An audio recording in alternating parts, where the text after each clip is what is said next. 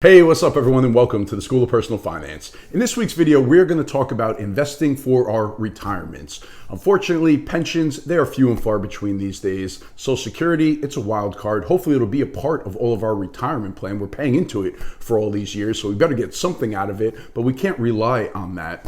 So investing for our own retirement, that's what it comes down to. We need to do this on our own. And the way that we're doing it is really through retirement accounts, right? Through tax favored accounts. So like 401ks, 403bs, 457 plans, IRAs, Roth IRAs. So in this video, I want to walk you through my process, the blueprint, the 5 steps when I sit down with somebody and we try to figure out the best way for them to take advantage of these accounts and make sure that they are on the right path to saving enough money where they can actually retire one day and be somewhat comfortable in retirement and feel good about it.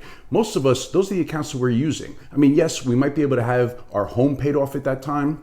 And maybe we'll downsize or we'll do something different where we could cash out of our home and use some of that for retirement savings as well. But reality, our retirement accounts, that's going to be the heavy lifting. That's going to be the bulk of it. So managing those, making sure you're taking advantage of it, that's what I want to talk about in this video. All right, let's get to it. All right, so a few quick things before we get started. Number one is I started on TikTok. So if you're on that platform, come follow me. It's School of Personal Finance. Also on Instagram, I'm Rich McCormick04. Come follow me over there as well. And then LinkedIn, I'm posting daily over there. I'm engaging with the community. So come connect with me, shoot me a message, introduce yourself. I would love to connect with you on LinkedIn also. And over at my website, come download the free budget template. So it's schoolofpersonalfinance.com. You enter your email address and I will send you my budget template. And then I also send out emails typically once a week, just sharing my content and different personal finance topics. So come connect with me over there as well. So the first thing that you have to look at and you have to consider, and it might sound very obvious, and it is your time horizon. All right, so if you are young, if you have 30 years to go before you hit retirement, you have to realize that investing in these retirement accounts aggressively, it is a very smart way to go. History has proven that to us.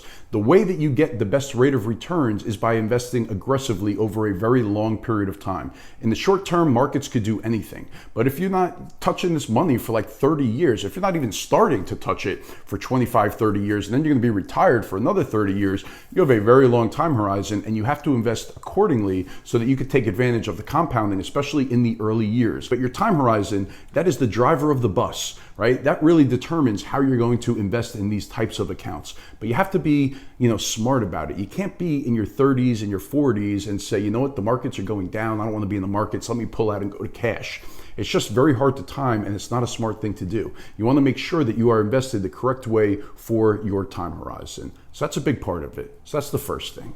All right, and then the second step is figuring out how much money we could actually save for our retirement. And, Captain Obvious, the more you could save, the better off you are going to be. And this goes into our overall financial plan, right? Into tracking our monthly income versus our expenses, seeing what our cash flow looks like, and making that commitment of how much money we want to put away for our retirement. And again, obviously, the more you could save for retirement, then the earlier you could retire, right? The less money that you're able to live on every month, the more you could accumulate in these investment accounts, the better off you are going to be. And if you do decide that you want to retire early, then it'll put you in the position of strength if you're living on less of your income and saving more of it and building up that nest egg. So it's very important to know your numbers, to know your cash flow, to do the cash flow statement, your income versus expenses, and just be tight on that stuff. It's just part of an overall healthy financial plan and being great with your money. All right, and then the third thing is risk tolerance. So risk tolerance is a serious thing, and you have to really look in the mirror and come to terms with how you deal with risk, how you deal with market volatility.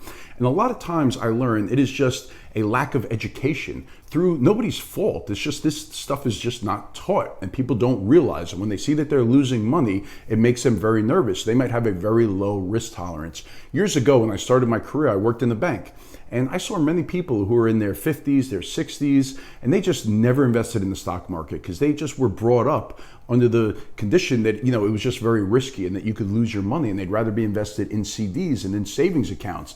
And back then, CD rates were somewhat decent, but now that, they're so low and that we're depending on this money for our retirement and we need growth, it's just not really an option anymore. So you have to really educate yourself about how the markets work and the market cycles and the ups and downs, and try to get better with dealing with risk and having a higher risk tolerance. But risk tolerance, it plays a big part. You don't want to be in the situation where you have this chunk of money in there and you start to hear on the news we're going into a recession, inflation is high, all the doom and gloom that's coming out of every news outlet in the world these days, and you panic and you move out and then you never really move back in. It's just very hard. So during these times, it is a good gut check. With the market down 20% or so year to date right now, it is a good gauge on your risk tolerance, right? If you're not worrying about it, if you're not thinking about it, if you're looking at it as an opportunity, just continue dollar cost averaging and adding to it, then I would say you have a pretty high risk tolerance, right? If you're losing sleep at night and you're worried about it, then you might have a lower risk tolerance, and it's time to really sit back and think about these things. And the first question I always ask is, back to time horizon, when do you need this money? When are you going to use this money? And if you say 20 years, then it's like I could show you a chart of any time in history. We could start any year and go out 20 years, and I could show you the market performance and how it's always been positive over a 20-year period. And maybe that will increase your risk tolerance a little bit when you start to look at it that way. But you have to feel comfortable with it. So again, I think it starts with education, but you just don't want to miss out by being super conservative and only wanting your money in FDIC insured, very safe types of investments where you just don't have the opportunity for growth. You might not end up anywhere near where you want to be once retirement comes. So this could be a whole video in and of itself, talking about risk tolerance and all of that. But you just have to educate yourself and figure out where your comfort zone is. Not saying that you're super aggressive and that you have to be on this roller coaster ride all the time. There's a happy medium somewhere in there, and you have to find what that is for you. All right, and then the fourth step, and this is a meaty one, and I've done videos just on this step alone, and that's trying to decide what type of account is best for you to save for retirement. So you have all these different types of accounts that exist out there, and figuring out which one might be the best for you, it depends on, different circumstances. So like, for example, if you get a match in your 401k, it's pretty hard to argue against you at least taking advantage of the match. But we could take that a step further. Should you be investing in your traditional 401k or your Roth 401k? So these days, a majority of companies have introduced a Roth option into their employer-sponsored retirement accounts. So 401ks, 403bs. Now, most companies or most organizations, you have a traditional 401k and a Roth 401k. So deciding on which is the best one for you, it comes down to your tax bracket, your time horizon, all the things that we've already kind of talked about a little bit. But you want to make sure that you're investing in the right type of account. So just to use some examples, right? If you've committed through your financial plan and looking at your cash flow that you could save $5,000 for the year, and you're in the low income tax bracket, right? And also you have no employer match. In that situation, I can make the argument that all you need to do is a Roth IRA, that might be the best way for you to save for retirement, and you don't have to do anything else up until this point, until you start being able to commit more to your retirement accounts. Because with a Roth IRA, you could do up to $6,000 in the year 2022. It really does depend on your situation. It depends on your tax bracket. That's a big driver when trying to figure out the right type of account. Other things that come into play is, what does your 401k plan look like? If it's not good, if you have very high expense ratios for the investment options, if there's not a lot of different investment options available, then those are good reasons to not use the 401k or the 403b and instead use a Roth IRA or a traditional IRA if you qualify for that. So there's a lot of pieces, to put this together and to come to the right decision. These are just a few of the examples. Like another example, if you make a lot of money and you're in a very high tax bracket and you get an employer match, then doing the traditional 401k and maxing that thing out, that probably makes a lot of sense, right? Because you could use the tax deduction right now because you're in the high tax bracket. And then you're going to get the full match on that as well. And if you're under the age of 50, you could do $20,500 into that for this year. But then another option, if you could save even more than that, back to your cash flow, if you could commit more to that, to retirement savings, then maybe you would do a backdoor Roth IRA contribution, which is a whole nother discussion. And I've done videos on those as well. So as you can see, there's a lot that goes into it, but choosing the right type of account, it can make all the difference in the world, especially when we're talking about fees and matches and deductions and all of those things. So you want to make sure that you have, the right framework, that you're choosing the right ways to save for your retirement. All right, so after you choose the type of account, the fifth step is to figure out what you're going to invest in inside of that account. And this could be very overwhelming. Like in a 401k or a 403b, you might have 30 options to choose from. You could have, 6 different bond funds. You could have all these different types of stock funds, and you might have no clue where to start. So let's start at the simplest place right? And this is when you want to kind of set it and forget it. There are these types of funds that are called target date retirement funds, and they could be a great option, and you only have to choose that one fund. So basically what you do, the target date, it's going to have a date in the name of the fund, and that coincides with around when you think you're going to retire. So if you're going to retire around the year 2045, you choose a 2045 target date retirement fund. And you could be done, and that could be it. And that could be a great set it and forget it way to go. And then under the hood of that fund, they're going to invest in different types of funds under the hood. So maybe they're going to have, a couple different stock index funds, some bond funds, maybe a little bit of cash in there as well. And as you get closer to the target date, the funds gets more conservative. They start putting more in the bond funds and less in the stock funds, and it starts to get a little bit more conservative over time. But you do want to understand what is under the hood of that. Like, a lot of people make the assumption that once we hit that target date, that it's all in cash or it's all in very safe and secure options. And that's not how it works. A lot of funds, when you hit the target date, it's still like in 65% stocks. Right? So there's still a growth aspect to it, and it can still go down in value if we have a big market correction. And that's okay, because you're not using all of the money right when you hit that target date, when you retire. The money's still going to be invested for a long period of time.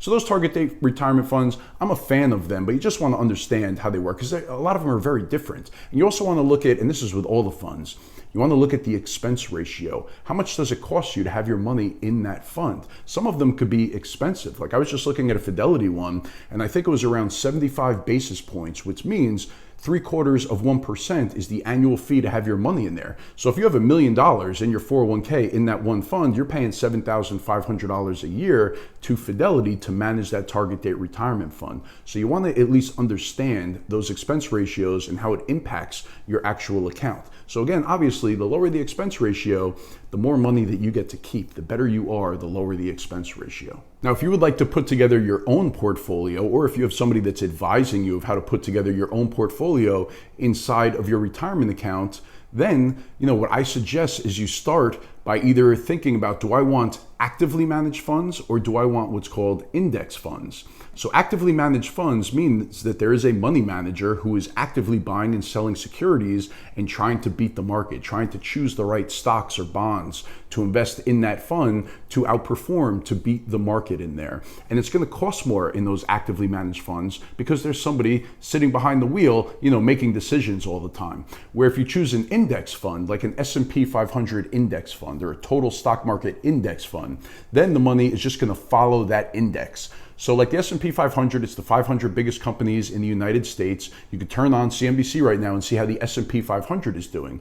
So if you choose that index fund, that again is more of like a set it and forget it, because you just know you could turn on the TV and see how the market is doing. That's how your fund is doing. It's following the market. Much lower cost with those types of funds because nobody's really actively managing it. They're just following the index. And there's many indexes you could choose from. So full disclosure, none of this is investment advice, but full disclosure, I'm a big fan of index funds. I love the idea of just investing in the total market, keeping my expenses very low, and just participating in wherever the market goes. All right, everyone, that is it for this one. I wanted to keep it somewhat high level because we could really get into the weeds, especially with number 4 and number 5 there about the types of accounts and how to invest in those accounts. So maybe I'll make some more videos around that. But let me know in the comments down below how comfortable you feel about picking the allocation and investing for your retirement, because it is super important right now that you take care of your own retirement so that one day, you could go ahead and actually enjoy yourself and walk out the door and not look back and not have to go get another job or have to work until, you're 80 years old or whatever the case may be.